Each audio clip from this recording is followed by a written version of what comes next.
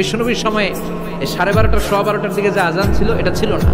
আমি পৃথিবীর যত দেশ ঘুরেছি, অনেক বড় বড় মসজিদে আমি জুমার সালাত করেছি। সব জায়গায় মক্কাতুল মুকাররমা সহ মসজিদে নববী সহ সব জায়গায় খতিব সাহেব জুমার মিম্বারে বসার পরে যে আজানটা দেয়া হয় এটা অন্যান্য আজানের মতো মাইকে দেয়া হয়। কিন্তু দুর্ভাগ্যজনক হলেও সত্য, আমাদের বাংলাদেশে এই আজানটা কেন যেন মুয়াজ্জিন ভাইরা ইমাম সাহেবের সামনে এসে আস্তে আস্তে দেয়, ছোট ছোট করে ইমাম সাহেবের মুখের উপরে দেয়, মাইকে দেয় না। এটা পাইছে কই? এটা যে কোত্থেকে ঢুকছে এক আল্লাহই ভালো জানে। বিশ্বনবীর সময় ছিল না, আবু বকরের সময় ছিল না, সাইয়েদনা ওমর ফারুকের সময় ছিল না। এটা চালু হয়েছে সাইয়েদনা উসমান যুন নুরাইনের সময়। তখন মদিনাতে মানুষের সংখ্যা অনেক বেড়ে গিয়েছে, লোকজন আর জায়গা হয় না, মুসল্লিদের ঠাসাঠাসি। জাওরা নামক বিশাল একটা বাজার আছে, ঘোষণা দিলেন এখন থেকে ওই জায়গায় জুমার নামাজ হবে। মানুষ যেন আগ থেকে প্রস্তুতি নিয়ে আসতে পারে, যেন জাওরা নামক বাজারে উনি আরেকটা আজান দেওয়ার প্রচলন করলেন। সুবহানাল্লাহ।